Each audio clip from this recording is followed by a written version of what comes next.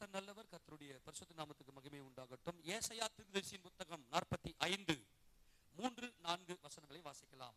ஏசாயா 45:3-4 வசனங்கள். உன்னை பெயர் சொல்லி அழைக்கிற இஸ்ரவேலின் தேவனாகிய கர்த்தர் நானே என்று நீ அறியும்படிக்கு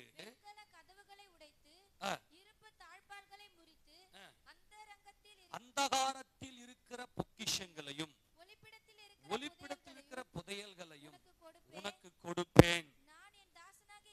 நான் என் தாசனாகிய யாக்கோபின் நிமித்தமும் நான் தெரிந்து கொண்ட இஸ்ரவேலின் நிமித்தமும் நான் உன்னை பெயர் சொல்லி அழைத்து நீ என்னை அறியாதிருந்தும் உனக்கு நாமம் தரித்தேன். நானே கர்த்தர், வேறொருவர் இல்லை, என்னை தவிர தேவன் இல்லை. ஹல்லேலூயா. கரங்களை உயர்த்தி ஆமென் சொல்லாமா? நான் தான் கர்த்தர், நானே கர்த்தர். இந்த நான் அப்படின்னு இந்த உலகத்துல எங்கும் சொல்லக்கூடிய ஒரே ஒரு தகுதி அது நமது ஆண்டவராக இயேசு கிறிஸ்துவுக்கு மாத்திரமே உண்டு. அவருடைய பரிசுத்த நாமம் என்றென்றைக்கு மகிமைப்படுவதாக. அன்பானவர்களே, இன்றைக்கு கர்த்தர் நம்மோடு பேசுகிறார். உன்னை பெயர் சொல்லி அழைத்து, நல்லா கவனிங்களேன், உன்னை பெயர் சொல்லி அழைத்து உன் கையை பிடிச்சு கர்த்தர் ஒரு காரியத்தை சொல்றாரு. நானே இஸ்ரவேலின் தேவனாகிய கர்த்தர் என்று நீ அறியும்படிக்கு. நல்லா கவனிக்கிறீங்களா? இஸ்ரவேலின் தேவனாய் இருக்கிற கர்த்தராகிய இயேசு கிறிஸ்து, நானே ஆபிரகாம், ஈசாக்கு, யாக்கோபு என்பவர்களின் தேவனாய் அவர்களுக்கு உடன்படிக்கையை நிறைவேற்றி முடித்த கர்த்தராய் நான் இருக்கிறேன் என்று நீ அறியும்படிக்கு, நீ அறிந்து கொள்ளும்படிக்கு வெண்கல கதவுகளை உடைத்து இரும்பு தாழ்பால்களை முறித்து அந்தகாரத்தில் இருக்கிற பொக்கிஷங்களையும் ஒளிப்பிடத்தில் இருக்கிற புதையல்களையும் உனக்கு கொடுப்பேன் என்று கர்த்தர் திருவுளம் பற்றுகிறார். இன்னைக்கு ஆண்டவர் யாரு கூட பேசுறாரு தெரியல. ஆனால் என்னை அதிகமாக இந்த வசனங்களை எனக்கு இருதயத்துல கடந்த வாரம் முழுக்க எனக்கு இந்த வசனத்தை ஆழ்த்தி கொண்டே இருந்தார். வெண்கல கதவை உடைக்கிறேன், இரும்பு தாழ்பாலை முறிக்கிறேன், அந்தகாரத்தில் பொக்கிஷங்களையும் ஒளிப்பிட புதையல்களை நான் உனக்கு கொடுப்பேன் என்று கர்த்தர் இன்றைக்கு நம்மோடு பேசுகிறார். அன்பானவர்களே, வேதத்தில் இருக்கக்கூடிய வேத பகுதியை வேத வசனங்களை 4 பரிமாணத்துல நாம் ஆசீர்வாதங்களை சுதந்திரித்துக் கொள்ள வேண்டும். எத்தனை பரிமாணம்? இன்னைக்கு நிறைய உபதேசங்களில நிறைய பிரச்சனை, இன்னைக்கு நிறைய டாக்டரின் பிரச்சனை, டினாமினேஷன் பிரச்சனை. காரணம் என்னன்னா, அவங்க வேதத்தை ஒரே ஒரு பரிமாணத்துல, சிங்கிள் டைமென்ஷன்ல அவங்க பார்க்கிற பார்வையினால் தான் இன்னைக்கு பிரச்சனை இன்னைக்கு. ஆனால் வேதம், பரிசுத்த வேதம் 4 பரிமாணத்துல நாம் இந்த வேதத்தை நாம் ரிசீவ் பண்ணிக்கணும். அதனுடைய வாக்குத்தத்தங்களை நாம் பெற்றுக்கொள்ள வேண்டும். இதை குறித்து நாம் பலமுறை இந்த 4வது பரிமாணம்னா என்ன என்பதை குறித்து நம்ம பலமுறை தியானம் செய்திருக்கிறோம். அதனால சில பேர் என்ன பண்ணுங்க, அதனால தான் இன்னைக்கு செழிப்பு உபதேசம், அப்புறம் ஹைப்பர் கிரேஸ், அப்புறம் சத்தியத்தின் உபதேசம், கிருபையின் சத்தியம், இப்படிலாம் நிறைய பேர் இன்னைக்கு என்ன பண்ண பிரிச்சுக்கிறாங்க. இன்னைக்கு நாங்க இதை ஃபாலோ பண்றோம்னு சொல்லி. நல்லா கவனிங்க, இந்த 4மே இந்த வேதத்துல நாம் இந்த பலனை நாம் அடைகிறோம். கர்த்தருடைய வேதத்தினுடைய பலனை 4 டைமென்ஷன்ல, 4 பரிமாணத்துல நாம் அடைந்தால்தான் 5வது பரிமாணமாக கர்த்தருடைய வருகையில நாம் எதிர்கொண்டு கர்த்தருடைய அந்த மகிமைக்குள்ளே நம்ம பிரகாசிக்க முடியும். அவருடைய அன்பின் ராஜ்யத்துக்குள்ளே பிரவேசிக்க முடியும். நான் சொல்றதை புரிஞ்சுக்க முடியுதா? எத்தனை பரிமாணம்?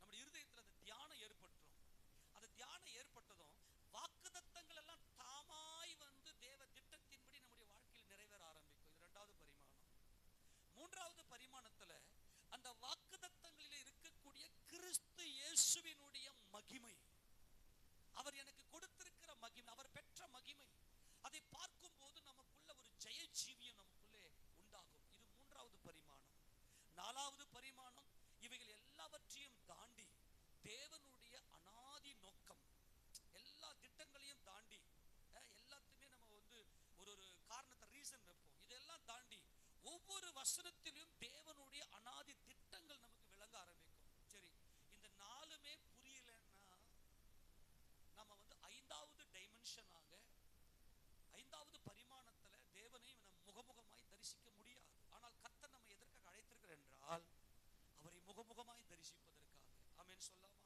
அப்போ 4 பரிமாணத்திலும் இந்த வசனம் நம்முடைய வாழ்க்கையில கிரியை செய்ய வேண்டும்.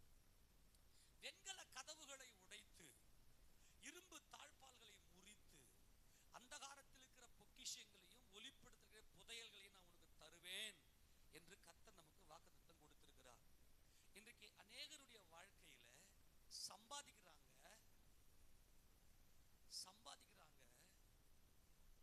அதனுடைய பலனை அனுபவிக்க முடியவில்லை. கவனிங்க, அது ஒரு புதையலை போல போய் ஓடி ஒளிஞ்சுக்குது. நல்லா கவனிங்க, ஓடி ஒளிஞ்சிருக்கு. நான் சொல்ற வார்த்தை ரொம்ப முக்கியமானது. புதையலை போல எங்கேயோ ஓடி போய் ஒளிஞ்சுது. அந்தகாரத்துல போயிட்டு ஒளிர விளையாட்டு இல்லையா, என்னது ஐஸ் பாயாடா, ஐஸ் பாயில விளையாடுற இல்லையா, நான் போய் ஒளிஞ்சுக்கிறேன்னு எனக்கு கண்டுபிடிங்க. நான் தான், நீங்க 2 பேர் இருக்கிறாங்க, இல்ல ஒரு 5 பேர் பிள்ளைங்க இருக்கிறாங்க. எல்லாரும் முகம் நல்லா தெரியும், நான் போய் ஒளிஞ்சுக்கிறேன், அந்தகாரத்துல ஒளிஞ்சுக்கிறேன், நீ என்ன கண்டுபிடி அப்படின்னு சொல்றத போல நான் தான் சம்பாதிக்கிறேன். அந்த சம்பாத்தியத்துல இவ்வளவு சேலரி வரும் அல்லது இவ்வளவு பணத்தை நான் ரிட்டர்ன் பண்ணுவேன் அப்படின்னு என் கண்ணை நான் பார்க்கிறேன். ஆனா அந்த பணம் என்ன பண்ணுது? ஓடி போய் ஒளிந்து கொள்ளுகிறது. ஒளிர விளையாட்டு விளையாடி கொண்டிருக்கிறோம் நாம் எல்லாரும். கண்டுபிடிச்சிட்டீங்களா? நீங்க யாருன்னா கண்டுபிடிச்சிட்டீங்களாப்பா? இன்னைக்கு நிறைய பேர் இன்னைக்கு ஒளிர விளையாட்டு விளையாடி கொண்டு சம்பாதிக்கிறோம், ஆனால் பணமும் ஓடி ஒளிந்து விட்டது. சரி, ஓடி ஒளிஞ்ச கூட பரவாயில்லை. இன்னொரு காரியம் என்னன்னா, வீணா கிரயமாகிறது, அதாவது விரயமாகிறது, வீணாய் விரயமாகிறது. நான் செலுத்தக்கூடாததுக்கெல்லாம் செலுத்த வேண்டி இருக்கிறது. வீணாய் பணம் விரயமாகிறது. அதான் புதையல போய் மறைஞ்சுக்குது. ஒளிந்து கொள்ளுவது, மறைந்து கொள்வது. இன்னைக்கு 2 விதத்துல நம்முடைய கஷ்டங்கள் இன்னைக்கு வீணாய் போய் கொண்டிருக்கிறது. நான் கவனிங்க, நான் இந்த மாதிரி செய்தியில கொண்டு வந்து ரொம்ப ரேர் இல்லையா, ஆனால் என்னை கர்த்தர் அழுத்தி கொண்டே இருந்தார். நீ பேசு, நான் இன்னைக்கு என்னுடைய பிள்ளைகளுக்கு இந்த ஒளிந்து கொண்டு மறைந்து கொண்டிருக்கிற அந்த ஒளிந்திருக்கிற பொக்கிஷத்தையும் மறைந்திருக்கிற புதையல்களையும் எடுத்து நான் கொடுக்க போகிறேன். அல்லேலூயா. கண்டிப்பா நாம் இந்த பூமியில ஜீவிக்கணும்னா இந்த பொருளாதாரத்தில் ஒரு சரியான, ஒரு சமாதானமான, ஒரு சீரான பொருளாதாரம் நமக்கு இருக்க வேண்டும். ஏனென்றால் கர்த்தரே இந்த பூமியில வாழும்போது காணிக்கை பெட்டியை சுமந்து கொண்டு யூதாஸ் காரியத்தை ட்ரெஷராக இருந்தார். அதில் போடுறதெல்லாம் வச்சு தான் கர்த்தர் இந்த பூமியில் ஜீவனம் பண்ணி, அவருக்கு போதுமான அளவுக்கு அவருக்கு தேவை இருந்தது. ஆனால் இன்னைக்கு நான் என்ன சொல்றேன் அப்படின்னா, நாங்கள் சம்பாதிக்கிறோம், நாங்கள் கஷ்டப்படுறோம். என் கர்த்தர் கொடுத்த பலன் தான், கர்த்தர் கொடுத்த பலத்தில் எங்கள் குடும்பத்தில் தேவன் கொடுத்துருக்கிற பிள்ளைங்களுக்கு, நல்லா கவனிங்க, பிள்ளைகள்லாம் யாருக்கு சொந்தமானது? தேவனுக்கு சொந்தமானது. அந்த பிள்ளைங்களுக்கு தேவையான சாப்பாடு கொடுக்கணும், தேவையான ட்ரெஸ்ஸு கொடுக்கணும், தேவையான படிப்பை கொடுக்கணும். பிள்ளைங்களுடைய படிப்பில் இன்வெஸ்ட்மெண்ட் பண்ணணும். நாம் பிள்ளைங்களுக்கு நல்லா காசு பணம் செலவு பண்ணி படிப்பை நல்லா கொடுக்கணும். ஆனால் இன்றைக்கு இது இப்போது மே மாதம் வந்ததுமே என்ன நடக்க போகுது? இப்போ அந்த ஒரு ஹாலிடே முடிஞ்ச உடனே அந்த கல்வி ஆண்டு தொடங்கும். எங்கே எத்தனை பேர் எந்த இன்ஸ்டிடியூஷன் எத்தனை பேர் சேர்க்கறது தெரியலன்னு சொல்லி நிறைய பேர் குழம்பி போயிட்டு காசு பணம் இல்லாமல் நெருக்கத்தில் பயங்கரம். நான் என்ன கேட்குறேன்னா, அப்படி இந்த உலகத்தோடு கூட ஓட முடியாமல் இந்த பண நெருக்கடியினால பயங்கரமாய் போராடி தவித்து கொண்டிருக்கலாம். ஆனால் இன்றைக்கு கர்த்தர் நம்மோடு பேசுகிறார். உன்னை பேர் சொல்லி நான் அழைத்திருக்கிறேன். ஏனென்றால் நீ எல்லாராலும் உன் பெயர் மறக்கப்பட்டவனாய், உன் சொந்த பந்தங்களையே உன்னை வெறுக்கக்கூடிய அளவுக்கு. ஏன் அப்படின்னா, இன்னைக்கு பணம் பிரச்சனை தான். காசு நமக்குள்ள இருந்துச்சுன்னா சொந்த பந்தங்கள்லாம் தேடி வந்து உட்காந்துருக்கோம். ஆனால் நீ தரித்திரப்பட்டன்னு வச்சுக்கேன், உங்ககிட்ட காசு பணம் இல்லைன்னு வச்சுக்கேன், அவர்களாலும் நான் வெறுக்கப்படுகிறோம். இன்னைக்கு நல்லா ஒன்னா பழகி இருந்த நல்லா இருந்த குடும்பங்கள் கூட தள்ளி நிற்கிறாங்க. இன்னைக்கு உறவுகள்லாம் உடைஞ்சிருக்கிறதுக்கு காரணம் என்ன? நம்முடைய பெயரை தூஷணமாய் பேசுறதுக்கு காரணம் என்ன அப்படின்னா, உன் பெயரை எல்லாரும் மறந்து விட்டார்கள், தூஷித்து விட்டார்கள், தாறுமாறா பேசிட்டாங்க. ஆனா இஸ்ரவேலின் தேவனா இருக்கிற கர்த்தர் இப்ப சொல்றார், எல்லாரும் உன்னை பார்த்து பேசி அமிச்சிட்டாங்கல்ல, இப்ப கர்த்தர் சொல்றார், உன் பேரை நான் சொல்லி அழைத்திருக்கிறேன். ஆக்சுவலா இதனுடைய பின்புலம் என்னன்னா, கோரேசுக்கு சொன்னது. இந்த வாக்குத்தத்தம் பார்த்தீங்கன்னா எழுத்தின்படியே தேர்ட் டைமென்ஷன்ல நீங்க இதை பார்த்தீங்கன்னா, தேர்ட் டைமென்ஷன்ல நீங்க பார்த்தீங்கன்னா லிட்டரலி யாருக்காக சொல்லப்பட்டதுன்னா, கோரேஸ் என்கின்ற பெர்சியா தேசத்தினுடைய ராஜா. அவர் பிறக்கிறதுக்கு ஏறக்குறைய ஒரு 200 வருஷத்துக்கு முன்பதாகவே கர்த்தர் இந்த கோரேசை பேர் சொல்லி அழைத்து பாபிலோன் சாம்ராஜ்யத்தை முடித்து மேதிய பெர்சிய சாம்ராஜ்யத்தை ஸ்தாபிக்க போகிற இந்த கோரேஸ் சரியா எஸ்ராவின் புத்தகத்தில் இவர் ஆட்சிக்கு வருது. கிமு 536 இவர் பொறுப்பேற்கிறார். 539 டேரியஸ் தரியு ராஜா அவர் என்ன செய்யறாருன்னா பொறுப்பேற்கிறார். அதுக்கு பிற்பாடு வருகிற இந்த கோரேஸ் என்ன செய்ய பொறுப்பேற்ற உடனே பொறுப்பேற்ற அந்த வருஷத்திலேயே பாபிலோன் ராஜாவால் தீக்கிரையாக்கப்பட்ட இஸ்ரவேலினுடைய அந்த தேவாலயம், இஸ்ரவேலின் தேவனுடைய தேவாலயத்தை கட்டும்படி இந்த கோரேஸ் வந்து ஆணையிடுவான். இந்த கோரேஸை நான் பேர் சொல்லி அழைக்கிறேன். இந்த கோரேஸ் ஒரு புறஜாதியான், அவன் என்னுடையவன் அல்ல.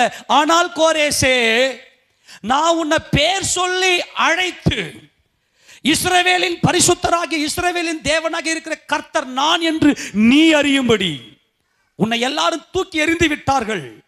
உன் பேரை தூஷணமா தரித்து தூக்கி எறிந்து விட்டார்கள். இன்னைக்கு நீ காசு பணம் இல்லாமல் இருக்கலாம், குறையோடு இருக்கலாம். கவனிங்க, நான் கேட்கிற கேள்விக்கு நீங்க கரெக்டா பதில் சொல்லணும். என்ன பிரச்சனை? முதல்ல உனக்கு ஒரு நல்ல வீடு கிடையாது, ஒரு நல்ல இடம் கிடையாது, முதல்ல ஒரு டாய்லெட் பாத்ரூம் கிடையாது. அப்படியே வீடு இருந்தாலும் அந்த வீட்டுக்கு நீ முழு உரிமை கொண்டாட முடியாது. பேங்க்ல போய் உட்காந்துருக்கோம் பட்டா, அந்த பட்டா எங்கே போய் உட்காந்துருக்கோம்? பேங்க்ல போய் உட்காந்துருக்கோம். நான் என்ன கேள்வி கேட்குறேன்னா, இது எவ்வளோ பெரிய ஒரு கொடுமையான சிச்சுவேஷன் தெரியுமா? வாழறதுக்கு வழியே இல்லாமல் எல்லாரால மறக்கப்பட்டு நீ தான் கஷ்டப்படுற. ஆனால் அந்த வீட்டில் நிம்மதியாக, ஏன்னா குடும்பம் தேவனுடையது. அந்த குடும்பத்தில் ஒரு சமாதானம், ஒரு அன்பு, ஒரு நிம்மதி, ஒரு இளைப்பாறுதல் அங்கே இருக்கணும். ஆனால் இருக்க முடியல. இப்போ நான் சொல்றதெல்லாம் எத்தனை பேருக்கு இருக்குதுன்னு தெரியல. வீடும் கட்ட முடியல. அப்படியே வீடு கட்டினா வீட்டுக்குள்ளே இருக்க முடியல. கடன் வாங்கி அப்புறம் அந்த கடனை கொடுக்க முடியாம, இப்படி அநேக போராட்டங்களினால எனக்கு குறைகளோட போதுமான அளவு இல்லாமல் இருக்கிற நம்மை பார்த்து கர்த்தர் சொல்றாரு, நான் உனக்கு போதுமானவரா வரக்கிறேன். அல்லேலூயா. நான் உனக்கு போதுமானவராக உன் கையை பிடிச்சி உன்னுடைய வாழ்க்கையில போதும், எனக்கு போதும் என்று சொல்லக்கூடிய போதுமானவர் இன்றைக்கு நம்முடைய வாழ்க்கையில இருக்கக்கூடிய எல்லா விதமான அந்தகாரத்தையும் விளக்கி, எல்லா விதமான பொல்லாப்பையும் விளக்கி தேவன் நமக்காக யாவையும் செய்து முடிக்க போகிறார். ஏன்னா நம்ம சம்பாதிக்கிற சம்பாத்தியம் வெண்கல கதவு. வெண்கலம் என்பது பயங்கர உறுதி. ஓடி ஒளிஞ்சிருக்குது. வெண்கல கதவுக்கு பின்னாடி ஒளிஞ்சிருக்குது. இரும்பு தாழ்பாலுக்கு முன்னாடி ஒளிஞ்சிருக்குது பின்னாடி.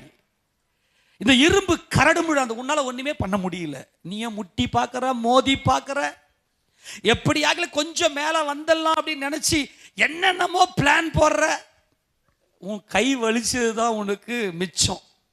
உன் கண்ணை மூடி அழுது அழுது அழுது அழுது பண நெருக்கடினால ஓடி ஒளிஞ்சி வெண்கல கதவை உன்னால ஒண்ணுமே செய்ய முடியாது. இரும்பு தாழ்பால உன்னால ஒண்ணுமே அசைச்சும் பார்க்க முடியாது. அந்தகாரம் நீ தேடிக்கிட்டு தான் இருக்கணும். புதையல் நீ எங்க போய் தோண்டுவ? நீ சம்பாதிக்கிற சம்பாத்தியம் தான் நான் சொல்றேன். ஆண்டவர் சொல்றது என்ன? நீ சம்பாதிக்கிற சம்பாத்தியம் தான். இன்னைக்கு குறைகளோட போதவில்லை. பிள்ளைகளுக்கு ஒரு நல்ல ட்ரெஸ் எடுத்து கொடுக்க முடியல. ஒரு பிறந்த நாள் வருகிறது, பர்த்டே வருது. அன்னைக்கு எல்லா பிள்ளைங்களும், மற்ற பிள்ளைங்களும் நல்லா இருக்கிறாங்க, நம்ம பிள்ளைங்களுக்கு ஒரு நல்ல ஒரு ட்ரெஸ் எடுத்து கொடுத்து பிள்ளைகளை மகிழ்ச்சியாக்க முடியவில்லை. அவளுக்கு படிப்பு தேவை. ஒரு நோட்டு பேனா வாங்கி கொடுத்து கூட இல்லை, கொஞ்சம் 2 நாள் ஆகட்டும், இல்லை அடுத்த வாரம் ஆகட்டும், ஒரு பேக் வாங்கி தர முடியல. அவ்வளோ பெரிய பயங்கரத்துக்குள்ளே நாம் இருக்கிறோம். ஆனால் அப்படிப்பட்ட நம்மை தான் கர்த்தர் பேர் சொல்லி அழைக்கிறார். உன் பேர் சொல்லி அழைத்திருக்கிறேன். நல்லா கவனிங்க. ஒரு வசந்த வாசிங்களேன். நீதிமொழிகள் புத்தகம் 14:20 வாசிங்க. நீதிமொழிகள் 14:20. நீதிமொழிகள் 14:20. தரித்திரன் தனக்கு அடுத்தவனாலும் பகைக்கப்படுகிறான், ஐஸ்வர்யவானுக்கு அநேக சிநேகிதர் உண்டு. உங்ககிட்ட காசு இல்லைன்னு சொன்னதும் உனக்கு அடுத்தவன் யார்? உனக்கு அடுத்தவன் உன் சகோதரர்கள், உன் சொந்தங்கள், உன் சிநேகிதர்கள். அவங்க கூட என்ன பண்றாங்கன்னா உன்னை கண்டு மறைஞ்சிக்கிறாங்க. அப்படி இல்லைன்னா ஏதோ ஒரு பகையை ஏற்படுத்திக்கின்னு, ஏன்னா நல்லா ஃப்ரெண்ட்ஷிப்பா இருந்தா கை நீட்டுருவாங்களே நம்ம கிட்ட வந்து. ஆமென் ஆமென். நல்லா உறவுல இருந்தா இவங்க தரித்திரா இருக்கிறாங்க, இவங்க பண நெருக்கடியில் இருக்கிறாங்க, இவங்க வந்து நம்மளை கை நீட்டுருவாங்களே அப்படின்னு சொல்லி அநேக பேர் என்ன பண்றாங்கன்னா தனக்கு அடுத்தவனாலும் பகைக்கப்படுகிறார்கள். இன்னைக்கு பகைகள் காரணம் என்ன? நீங்க சம்பாதிக்கிற உங்க சம்பாத்தியமே இன்னைக்கு எப்படி இருக்குன்னா ஓடி ஒளிந்து கொண்டு இருக்குது, உங்க கையில நிக்கல. இதுக்கெல்லாம் பயங்கர காரணம் உண்டு. நல்லா கவனிங்க. இன்னொரு வசனம் வாசிக்கிட்டே நீதிமொழிகள் 19:7 வாசிங்களேன். நீதிமொழிகள் 19:7. தரித்திரனை அவனுடைய சகோதரர் எல்லாரும் பகைக்கிறார்களே, எத்தனை அதிகமாய் அவன் சிநேகிதர் அவனுக்கு தூரம் ஆவார்கள். அவருடைய வார்த்தைகளை அவன் நாடுகிறான், அவைகளோ வெறும் வார்த்தைகளே. பிள்ளைங்கள்லாம் பெருசாயிருச்சு, கொஞ்சம் வீடு கட்டி கொஞ்சம் ஒரு அஸ்திபாரம் போட்டு அப்படியே கொஞ்சம் அப்படி போயிடலாம். நமக்கு தெரிஞ்சவங்க நீங்க கொஞ்சம் இருந்தா கொடுங்களேன், உங்ககிட்ட இருக்குது கொஞ்சம் கொடுங்களேன் அப்படின்னு கேட்க போனா எல்லாம் தூரமா ஓடி போயிடுறான். ஆமே, நல்லா தெரிஞ்ச முகம், நல்லா தெரியும், நல்ல ஃப்ரெண்ட்ஸ், நல்ல ஃப்ரெண்ட்ஷிப் சர்க்கிளில் பார்த்தீங்கன்னா ஒரு நேரத்தில் நல்ல மாசு இருந்துச்சு, உங்களுக்கு நல்ல மாசு இருந்துச்சு ஒரு நாள், ஒரு நேரத்தில் உங்களுக்கு அந்த மாசை பயன்படுத்தி நான் கேட்டா கொடுத்துருவாங்க அப்படின்னு போகலாம். ஆனால் உங்ககிட்ட இருக்கிற தரித்திரத்தை பார்த்து எல்லாம் ஓடுவாங்க. இப்பதான் கர்த்தர் சொல்றார், உன்னை எதற்காக பெயர் சொல்லி அழைத்திருக்கிறேன். இந்த பெயர் சொல்லி அழைக்கப்பட்டவர்கள் என்ன செய்வார்கள் என்றால், பெயர் சொல்லி அழைக்கப்பட்டவர் என்ன செய்வார்கள் நான் சொல்ற கவனிங்களேன். யாருக்கு கர்த்தர் வெண்கல கதவுகளை உடைத்து இரும்பு தாழ்பால்களை முறித்து அந்தகாரத்தில் இருக்கிற பொக்கிஷங்களையும் ஒளிப்படுத்துகிற புதையல்களையும் உனக்கு தருவேன் என்று கர்த்தர் இன்றைக்கு நம்மோடு பேசிக் கொண்டிருக்கிறாரே, யாருக்கு தெரியுமா? இந்த அழைப்பின் மகிமையின் கர்த்தருடைய அழைப்பின் மகிமை அவர்கள் இருதயத்தில் அப்படியே மகிமையாய் அப்படியே அந்த விளங்கிக் கொண்டே இருக்கும். அப்படி அந்த இருதயத்தில் என் கர்த்தர் எனக்கு இருக்கிறார், என் கர்த்தர் என்னை பேரை சொல்லி அழைத்திருக்கிறார், அவர் உன் பேரை சொல்லி கூப்பிட்டிருப்பாரு. அந்த கூப்பிடுகிற அந்த சத்தம் உன் இருதயத்தில் ஒலித்து கொண்டே இருக்கும். அவங்க என்ன செய்வாங்க தெரியுமா? காலையில போயிட்டு அதிகாலையில போயிட்டு என்னை அழைத்தவரே, உன்னை பெயர் சொல்லி அழைத்திருக்கிற உன் கர்த்தர் சொல்றாரு, உன் கூட பேசுறாரு, நான் தான் இஸ்ரவேலின் தேவன் என்பதை நீ அறியும்படிக்கு நான் உனக்காக இப்படிப்பட்ட மகிமையான காரியங்களை செய்வேன் என்று கர்த்தர் சொல்றாரு. யாருக்கு? காலையில. எல்லாருக்கும் அல்ல, அதான் முக்கியம் இன்னைக்கு சொல்றது. எல்லாருக்கும் அல்ல. என் கர்த்தர் என்னை வாழ வைக்கிறவர், என் தலையை நிமிரச் செய்கிறவர், என் குடும்பத்தை தேவ திட்டத்தின்படி நடத்தி தேவனை சந்திக்கும்படி, தேவனை முகமுகமாய் நான் சந்திக்கும்படி என்னை அழைத்தவர், என் நெருக்கங்களை எல்லாம் மாற்றி அவர் எனக்கு போதுமானவராக அவர் இருப்பார் என்று சொல்லி நம்பிக்கையோடு யாரெல்லாம் இந்த அழைப்பின் சத்தத்தை உணர்ந்து இந்த அழைப்பின் சத்தத்தின் மகிமையில போய் உட்கார்ந்தார்களோ அவர்களுக்கு கர்த்தர் சொல்றாரு, நான் வெண்கல கதவுகளை உடைக்கிறேன், அல்லேலூயா, இரும்பு தாழ்பால்களை முறிக்கிறேன். அந்தகாரத்தில் இருக்கிற பொக்கிஷம், அந்தகாரத்தில் இருக்கிற பொக்கிஷம் என்பது நீ செஞ்ச வேலை செஞ்சு நீ சம்பாதித்த உன் பணம்.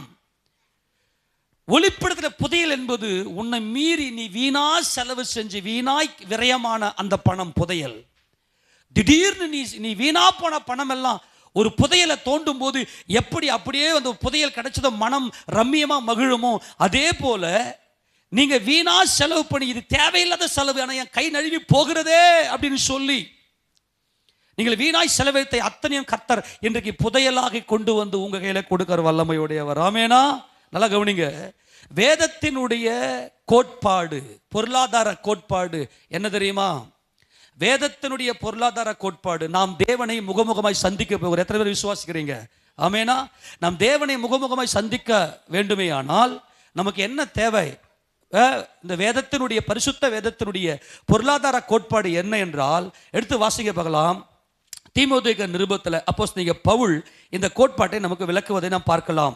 1 தீமோத்தேயு நிருபம் 1 தீமோத்தேயு 6வது அதிகாரம் 6வது வசனத்தை வாசிக்கலாம். போதும் என்கிற மனதுடனே கூடிய தேவ பக்தியே மிகுந்த ஆதாயம். எல்லாம் கவனிங்க. என்னதுங்க? போதும். சொல்லுங்க பார்க்கலாம், என்னதுங்க? ஒரு கிறிஸ்தவனுடைய பொருளாதாரம் எப்படி இருக்க வேண்டும்? ஒரு கிறிஸ்தவனுடைய வாழ்க்கையினுடைய பொருளாதார கோட்பாடு என்ன தெரியுமா? எனக்கு போதுமானது உண்டு, எனக்கு போதுமானது இருக்கிறது. ஒரு நல்ல வீடு இருக்கிறது, வீட்டுக்கு தேவையான வசதிகள் இருக்கிறது, என் பிள்ளைகளை படிக்க வைக்கிறேன், ஏற்ற வேலைகளுக்கு நல்ல ஆகாரம் இருக்கிறது, உண்ண உணவு இருக்கிறது, உடுக்க உடை இருக்கிறது, எங்களுக்கு வேற என்ன வேண்டும்? அல்லேலூயா, எங்களுக்கு போதுமானது இருக்கிறது. ஆமென் சொல்லுங்க.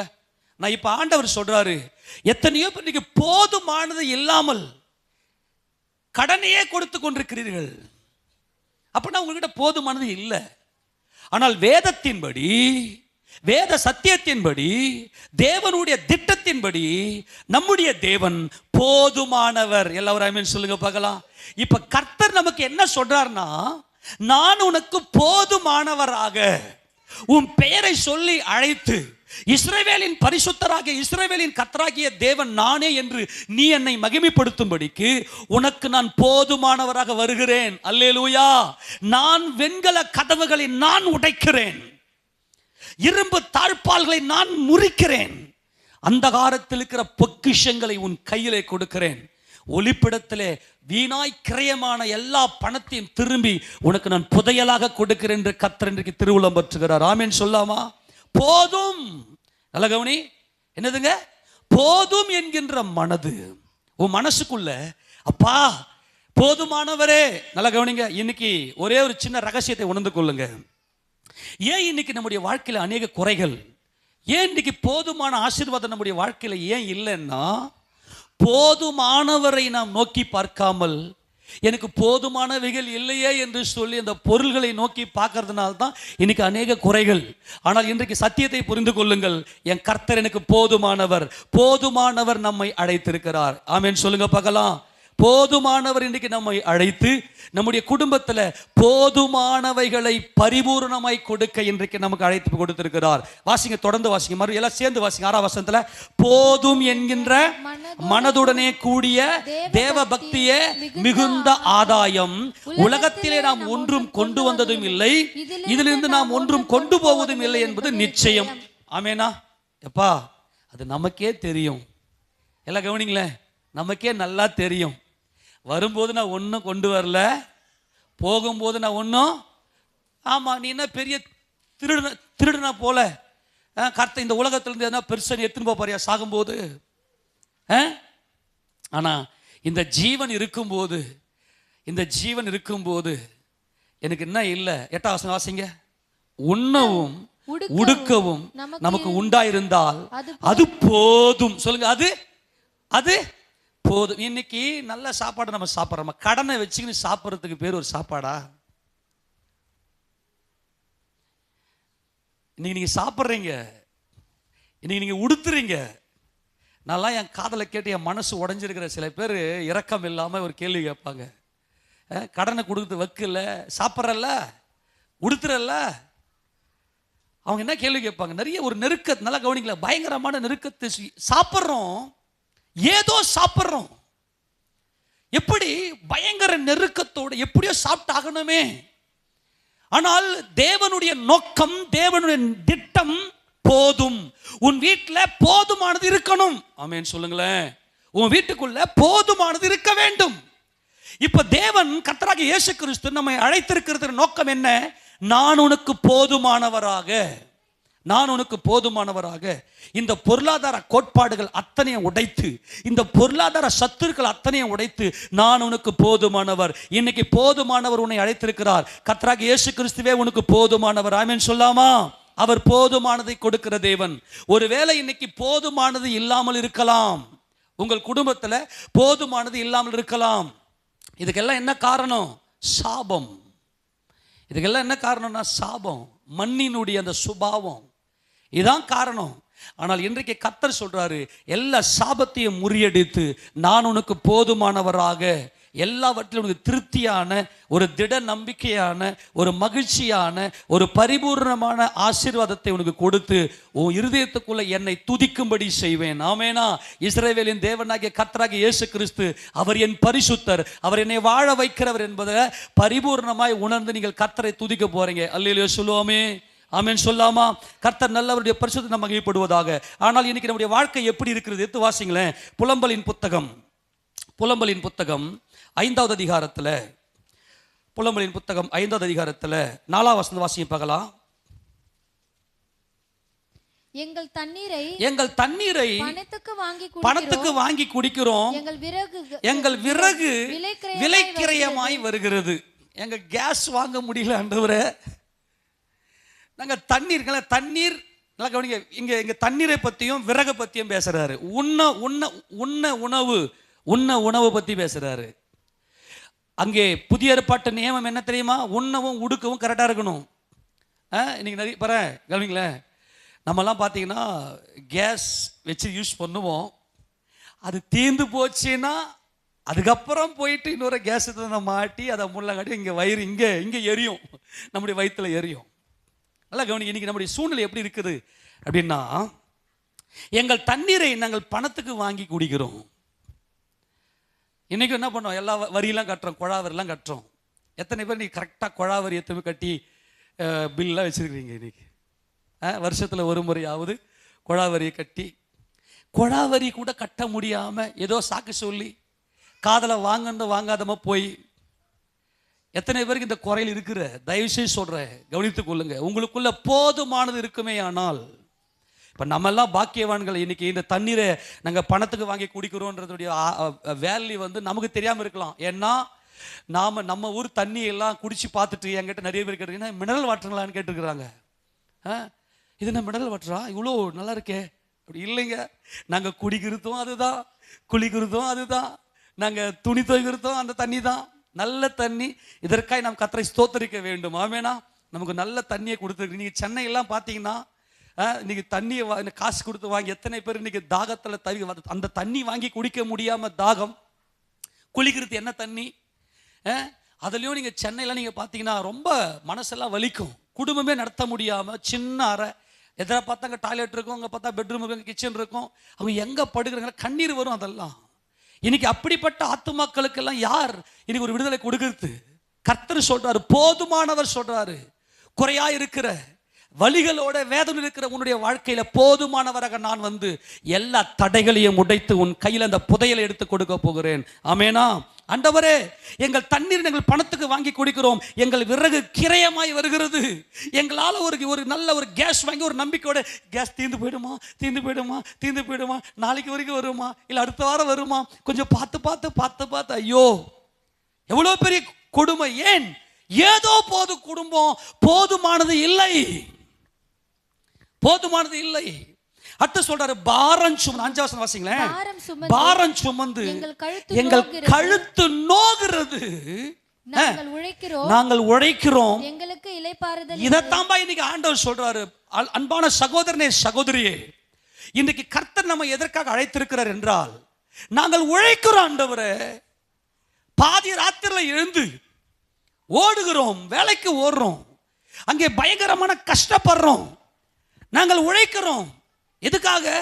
எங்களுடைய அந்த உழைப்பெல்லாம், எங்களுக்கு அந்த சம்பளத்தை எங்கள் கண் முன்னாடி வச்சு தான் நாங்கள் உழைக்கிறோம். எல்லா கஷ்டத்தையும் சுமந்து கொண்டு ஓடுகிறோம். எங்களுக்கு ஒரு நல்ல வருமானம் வரும். இந்த வருமானத்தை வச்சு என் குடும்பத்தை எப்படியாவது நல்லா சமாதானமா இளைப்பாறுதலோடு நடத்திடலாம் அப்படின்னு சொல்லிட்டு தான் ஓடிக்கொண்டிருக்கிறோம். நாங்கள் உழைக்கிறோம்.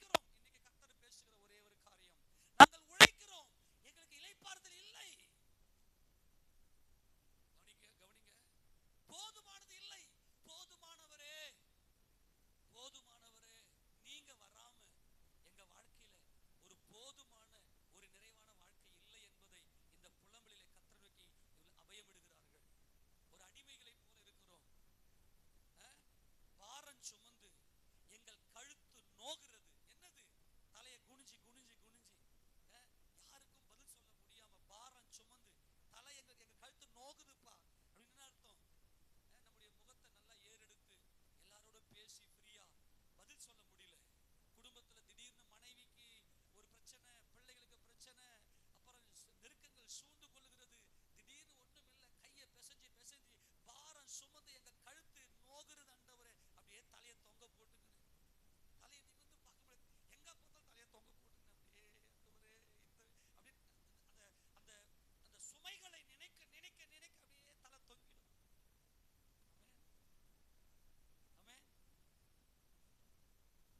சுமைகளை நினைக்க நினைக்க அப்படியே தலை தொங்கிடும்.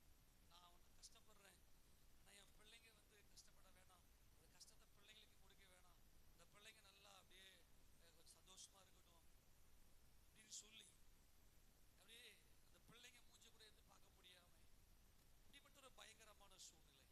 ஏன்னா எங்களுக்கு போதுமானது இல்லை. நாங்கள் பாரம் சுமந்து எங்கள் கழுத்து நோகுறது. ஆண்டவரே, கழுத்து நோகுதுன்னு அர்த்தம் மனசு வலிக்குது. ஏன்னா நாங்க தான் சம்பாதிச்சப்பா. நல்லா கவனிங்க. ஏதோ ஒரு சோம்பேறிக்கு இந்த எண்ணெல்லாம் வராது. வேலை வெட்டிக்கெல்லாம் போகாம ஏதோ கிடைச்ச சாப்பிட்டு போலாம், எங்கன்னா போய் நின்று அப்படியே வாங்கி சாப்பிட்டு அப்படி அல்ல. அவங்களுக்கு அல்ல, அவங்களுக்கு கத்தரை பேச. சோம்பேறிக்கு கத்தரை இனிமே துணை போக மாட்டாரு. ஆனால் என் குடும்பத்துக்காக, என்னுடைய பிள்ளைகளுக்காக, என் குடும்பத்தை உயர்த்த வேண்டும் என்று சொல்லி ஓடி ஓடி ஓடி உழைத்தும் இன்னைக்கு பாரம், கழுத்து வலிக்குது, சுமக்க முடியல. எதிர்காலத்தை நினைச்சா இன்னும் பயங்கரமா இருக்குது. அன்பாய் சொல்லுகிறேன், எனக்கு இன்னொரு பயங்கரமான என்னை வேதனைப்படுத்துகிற ஒரு விஷயம் என்னன்னா, அந்த டாய்லெட் இல்லாதது. உண்மையா சொல்றேன், நம்முடைய குடும்பங்களில கண்டிப்பா எங்கேயோ ஒரு மூலையில ஒரு 3க்கு 3ஆவது எடுத்து வீட்டிலேயே ஒரு டாய்லெட் ரெடி பண்ணுங்க முதல்ல பிரதர்ஸ்.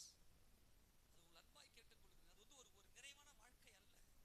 கர்த்தர் வந்து தெளிவா சொல்லிட்டாரு, நீங்கள் வந்து பாளையத்தில் இருக்கும்போது, நீங்க மலஜலாதிக்கு போகும்போது உங்க கையில ஒரு ஆணி வச்சுக்கடா, அங்க போயிட்டு பள்ளம் தோண்டிட்டு அங்க மலஜலாதி மூடிடுங்கன்றார். மலம் மூடப்பட வேண்டியது, அது திறந்த வெளியில இருக்கக்கூடாது.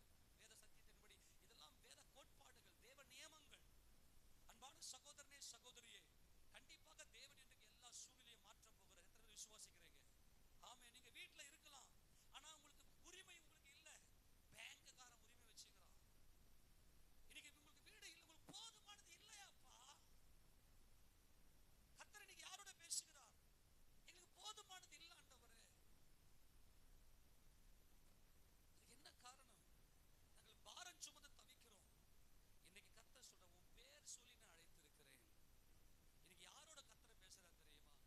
இன்னைக்கு நீ போதுமானதாக இல்லாமல் நடுத்தரில் விடப்பட்டு, எல்லாராலும் மறக்கப்பட்டு, உன் சொந்த பந்தங்களால் தனக்கு அடுத்தவனாகிய உன் சொந்த பந்தங்களும் உன் சிநேகிதரும் உன்னை கைவிட்டு விலகிட்டு, ஏன்னா உன் கூட நட்பு வச்சுக்கினா நீ வந்து என்கிட்ட காசு கட்டுருவியே அப்படின்னு சொல்லி விடப்பட்டு எல்லாராலும் மறக்கப்பட்டு போயிருந்த உன்னை கர்த்தர் பேர் சொல்லி அழைத்தார். அந்த அழைப்பின் சத்தம் உடையவர்கள், அந்த ஆத்துமாவில் அந்த தாகம் இருக்கும், அந்த மகிமை இருக்கும், மகிமையின் தேவனுடைய அழைப்பு இருக்கும்.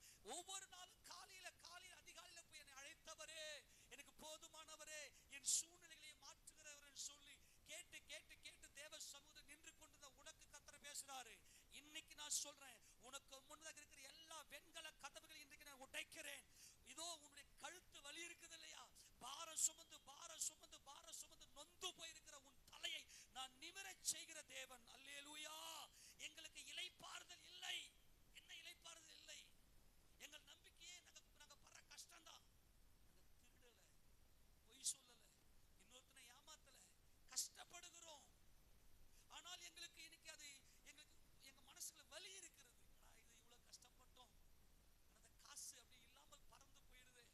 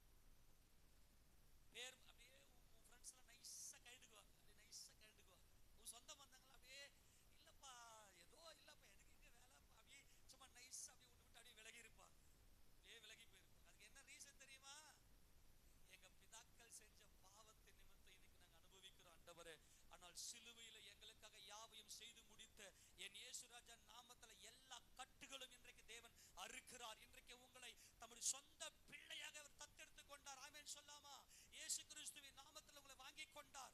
ஏன்னா பெற்றோர்களே பிள்ளைகளுக்கு சொத்துக்களை சேர்த்து வைக்க வேண்டும் என்பது புதிய ஏற்பாட்டு நியமம்.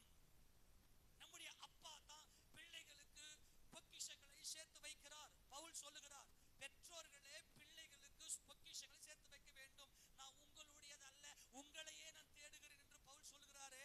அதுக்கு காரணம் என்னன்னா, தேவன் தனிமையானவர்களுக்கு வீடு வாசல் ஏற்படுத்தி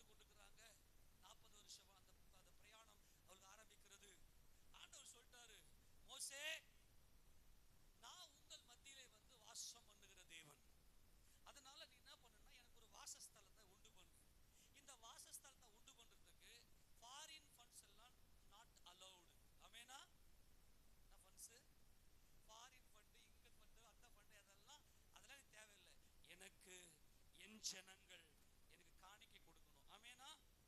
ஏன்னா என் ஜனங்களுக்கு நான் போதுமானவராய் இருக்கிறேன். என் ஜனங்களுக்கு வெண்கல கதவுகளை உடைக்கிறவராய் நான் இருக்கிறேன். என் ஜனங்களுக்கு நான் இரும்பு தாழ்பாலை முறிக்கிறவராய் இருக்கிறேன். என் ஜனங்களுக்கு நான் அந்தகாரத்தில் இருக்கிற புதையல்களை கொடுக்கிறவராய் இருக்கிறேன். என் ஜனங்களுக்கு நான் ஒளிப்படுத்திருக்கிற அந்த அந்த ஒரு புதையல்களை, அந்த பொக்கிஷங்களை கொடுக்கிறவராய் நான் இருக்கிறேன் என்று கர்த்தர் சொன்னார்.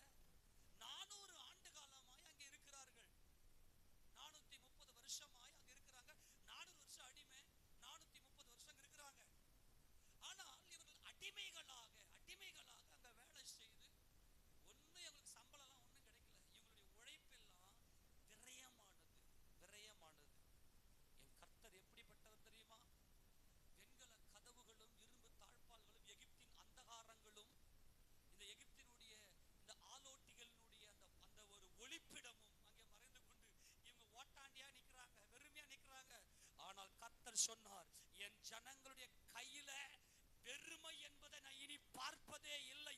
கையை தட்டி மகிமை செலுத்துவோமா? என் ஜனங்களுடைய கையில என் ஜனங்கள் உழைக்கிறார்கள். அவர்கள் சோம்பேறிகள் அல்ல. தங்கள் குடும்பத்துக்காக, தங்கள் குடும்பத்துடைய சமாதானத்துக்காக இந்த குடும்பம் கர்த்தருடைய என்பதை உணர்ந்தவர்களாக அவர் வாழ்ந்து கொண்டிருக்கிறார்கள். கர்த்தர் சொல்றாரு, நீ வெறுமையாய் உன் கை நீ வெறுங்கையா இருக்காது. அல்லேலூயா, ஆமென். உன் கை என்ன கையா இருக்காது? எனக்கு அப்பப்ப எனக்கு ரொம்ப ஞாபகத்துக்கு வந்துட்டே இருக்கும். எது தெரியுமா? நான் கல்லூரியில் படித்துக் கொண்டிருந்த போது அப்போ டிடி எடுப்பாங்க எக்ஸாமுக்காக. அப்போ என் கிளாஸ்ல இருக்கிற எல்லாருடைய பணத்தையும் கலெக்ட் பண்ணி நான் ஃப்ரண்ட் பெஞ்சில் தான் உட்காந்துருப்பேன். அப்போ அம்பலவாணன் ஒருத்தர் ஒரு லெக்சர் வந்து, ஏய் இந்த பணம் எவ்வளோ என்றா அப்படின்னு சொல்லி கொடுத்தாரு. எனக்கு வந்து லெஃப்ட்ல தான் எண்ணக்கூடிய பழக்கம். எனக்கு நான் லெஃப்ட்ல தான் பணத்தை எண்ணுவேன். அப்போ நான் போனால் அவருக்கு எப்படி லெஃப்ட்ல பணத்தை எண்ணேன். அவர் என்னை பார்த்துட்டு, டேய் என்னடா லெஃப்ட்ல என்ற பார்க்கறதுக்கு வித்தியாசம் இல்லடா, நீ பல லட்சம் பல கோடி நீ எண்ணிவிடாண்டாரு. ஆமென் சொல்லுங்க பார்க்கலாம். எனக்கு அப்பப்போ எனக்கு ஞாபகத்துக்கு வரும். ஏன்னா என்கிட்ட ஒண்ணுமே இருக்காது. ஆக்சுவலா வர காணிக்கெல்லாம் வெள்ளிக்கிழமையோட சந்தைக்கு போயிட்டு முடிச்சுட்டு கம்முன்னு நின்றுடுவேன். எனக்கு அப்பப்போ அவர் பொய்யான தீர்க்கதரிசி, பொய் அல்ல சத்தியம் அது. ஆமென் சொல்லுங்க பார்க்கலாம். சத்தியம் எப்படி? எனக்கு போதுமானவர், எனக்கு போதுமானவரை இதுவரைக்கும் இருந்திருக்கிறார். அல்லேலூயா சொல்லுவோமா? ஆமென் சொல்லுவோமா? அல்லேலூயா சொல்லுவோமா? நேத்து சகோதரர் ராமு வந்து இதை ஒட்டும் போது அந்த பட்டா மாதிரியே இருக்குதுன்னாரு. ஒரு ஆமென் சொல்லுங்களேன். பட்டா தான் அந்த மாதிரி கிழிஞ்சு போய் எஸ் என் மனசுலாம் குளிர்ச்சி. அல்லேலூயா சொல்லுங்களேன். எனக்கு போதுமானவர். எல்லாரும் வீட்டுல பட்டா பார்த்துருக்கீங்களா? எப்படி இருக்கும் பட்டா? அது எடுத்தீங்கன்னா வாழந்தோலுமா பல நாள் அதை மூஞ்சி காத்தே காட்டிருக்க மாட்டாங்க, இதுக்குள்ள போட்டிருப்போம். அந்த மாதிரி பட்டா மாதிரி இருக்குது. அதான் நம்முடைய ஒரிஜினல் பட்டா. நம்மளாம் பரதேசிகள். ஆமெனா? நம்மை காக்கிற தேவன். ஏ கோரேசே, நான் இஸ்ரவேலின் தேவன், நான் போதுமான தேவன். என் ஜனங்களுக்கு நான் போதுமானவர். ஏனென்றால் என் ஜனங்கள் கையில நான் போதுமானதை பார்க்கிறவர். என் ஜனங்கள் கையில போதுமானது இல்லைன்னா நான் எப்படி போதுமானவராக இருக்க முடியும்? என் ஜனங்கள் புறப்படும் போது என் ஜனங்கள் கையில பொக்கிஷத்தை கொடுத்து வைத்து பார்க்கிற அழகு பார்க்கிற கர்த்தர் நான் ஜெயங்கொண்டவர். என்னுடைய பலத்த கரமும் ஓங்கிய புயமும் அவர்களை போதுமானவர்களாக வைக்கும். அல்லேலூயா. எகிப்தே, என் ஜனங்களை கொள்ளையடித்த சாபமே, என் ஜனங்களை கொள்ளையடித்த சாபமே, இன்றைக்கு கர்த்தர் எல்லா சாபத்தையும் உடைத்து கர்த்தர் சொல்ற, நீ போகும்போது வெறுமையாய் வெறுங்கையாய் இனி உன் கையை விடுவது இல்லை. ஆமென் சொல்லுங்க பார்க்கலாம். போதுமானதை பேசிக் கொண்டிருக்கிறார் கர்த்தர். எடுத்து வாசிங்க பார்க்கலாம். யாத்திராகமத்தின் புத்தகம் 3வது அதிகாரத்துல, யாத்திராகமம் 3வது அதிகாரம் 21வது வசனத்தை வாசிக்க பார்க்கலாம். அப்பொழுது இந்த ஜனங்களுக்கு எகிப்தியரின் கண்களில் தயவு கிடைக்க பண்ணுவேன். நீங்கள் போகும்போது வெறுமையாய், கையை தட்டி, இந்த கை இனிமே வெறுமையா இருக்காது. நல்ல கையை தட்டி, என் இருதயத்துல என் கர்த்தருடைய அழைப்பின் சத்தம் இருக்கிறது. நான் இனி கண்ணீரோட, நான் இனி பாரம் சுமந்து தவிக்க தேவை இல்லை.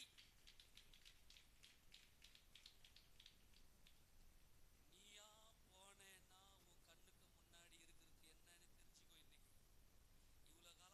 இன்னைக்கு இவ்வளவு காலமா முட்டி முட்டி முட்டி உன் நெத்தியில உன் தலையில என்ன ஊத்திங்குது?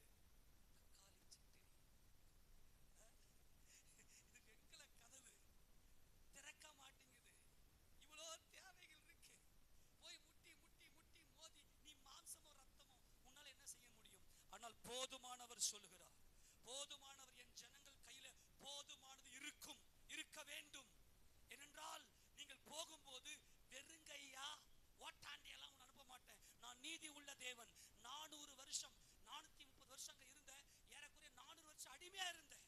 அந்த 400 வருஷ அடிமைத்தனத்தினுடைய சம்பளத்தை நான் புதையலாய் வைத்திருக்கிறேன். ஆமெனா? நான் புதையலாய் வைத்த சாபத்தினால வியாதி, பல ஆயிரங்கள் பல லட்சங்களை செலவு பண்ணி ஸ்கேன், டாக்டர் ஃபீஸ்,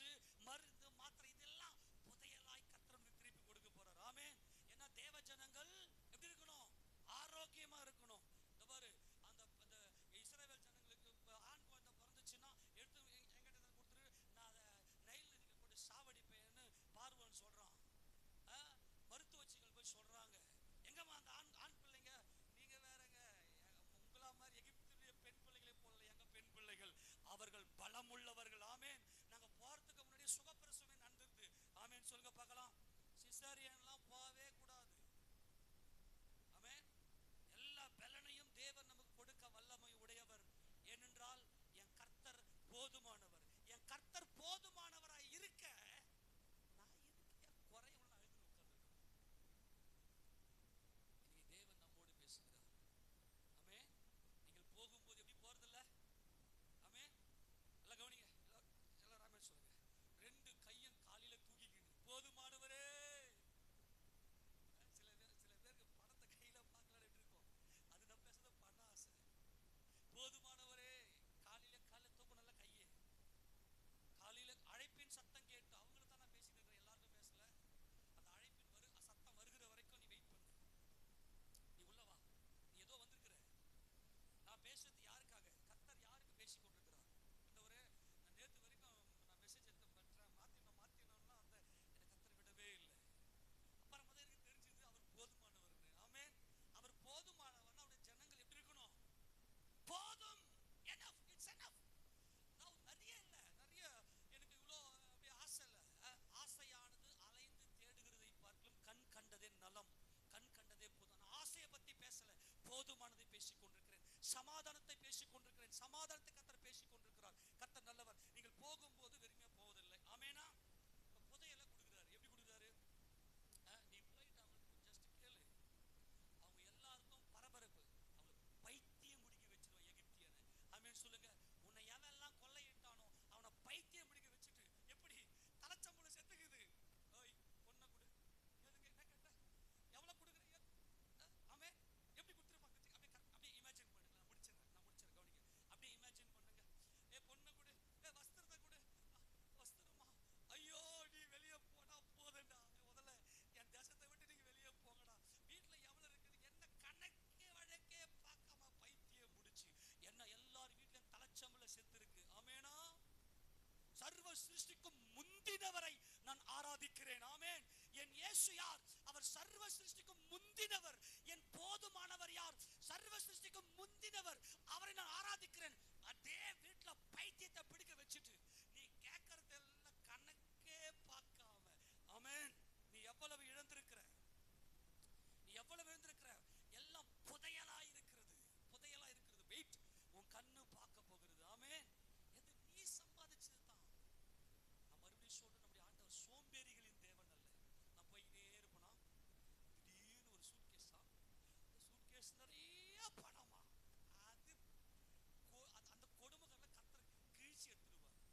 அவன் பேய், அவன் பேய் தான் சோம்பேறி. சோம்பேறி யாருன்னு சொன்னேன்? சோம்பேறி யாரு? அந்தி கிறிஸ்தவ யாரு? சோம்பேறி. கர்த்தர் சோம்பேறிகளின் தேவன் அல்ல, அவர் போதுமானவர்களுக்கு தேவன். இவர்கள் அங்கே உழைத்தார்கள். எங்கள் கழுத்து பாரம் சுமந்து தவிக்குது, எங்களுக்கு இளைப்பாறுதல் இல்லை. கர்த்தர் போதுமானவர். நீ உன் கையை அவர் வெறுமையா பார்க்கவே மாட்டார். எத்தனை குறிச்சு போச்சு? அப்படியே ரெண்டு கண்ணையும் நல்லா பிதுக்கி இந்த 21 வருஷத்துல எல்லாம் சேர்ந்து வாசிப்பாங்க. எல்லாம் ஏமா எல்லாம் கவனி. நீ ஸ்கூலுக்கு போகும்போது திரும்பி அழுதுட்டு போய்கிற. பேக்கை கேட்டா பேக்கை வாங்கி தர மாட்டாரு. எனக்கு ட்ரெஸ்ஸை கேட்டா ட்ரெஸ்ஸை தர மாட்டாரு. ஆமேனா. ஷூவை கேட்டா ஷூ வாங்கி தரேன். உங்களுக்கு என்ன வேணும்? ஷூவை கேட்டா ஷூ வாங்கி தர மாட்டாரு. எனக்கு வேணும், எனக்கு தேவைதான் ஆண்டவரே. இனிமே உன் கையை எப்படி பார்க்க மாட்டார் ஆண்டவர்? வெறுமையா உன் கையை அவரால் வெறுமையா எல்லாம் நான் முடிக்கிறேன். உன் கையை அவர் வெறுமையா அவரால் பார்க்கவே முடியாது. ஏன்னா அவர் போதுமானவர். ஆமென். வாசிப்போம் எல்லாம் சேர்ந்து 21 வாசி. அப்பொழுது இந்த ஜனங்களுக்கு எகிப்தியரின் கண்களில் தயவு கிடைக்க பண்ணுவேன். நீங்கள் போகும்போது வெறுமையாய் போவதில்லை. அல்லேலூயா. கையை தட்டுங்கய்யா. என் கையை வெறுமையா விட்டுட்டு, என்னை கண்ணீரோடு விட்டுட்டு, என்னை அலைகழிக்கிற தேவன் அல்ல, என்னை கரை சேர்க்கிற என் தேவன். எனக்கு இளைப்பாறுதலை கொடுத்து, ஏன் சம்பாதி எனக்கு பலனை கொடுத்து, என்னை உழைக்க வச்சு ஏன் வருமானத்தை என் கையில கொடுக்கணும்? மரத்திலே தூக்கப்பட்ட எவனும் சபிக்கப்பட்டவன் என்று எழுதியிருக்கிறபடி கிறிஸ்து எனக்காக சாபமாகி என் பிதாக்களின் சாபத்தை எல்லாம் சிலுவையில் யாவை செய்து முடித்தார். நான் நல்லா இருப்பேன், நான் இளைப்பாறுதலோடு இருப்பேன். ஏனென்றால் என் கர்த்தர் எனக்கு போதுமானவர். ஆமென். இப்ப அந்த புதையலை எடுத்து கொடுத்தாரு பாருங்களேன். அந்த வசனத்தை வாசிக்க பாருங்களேன். யாத்திராகமம் எப்படி அந்த புதையலை கொடுத்தாரு? 2ஆம் அதிகாரம் 34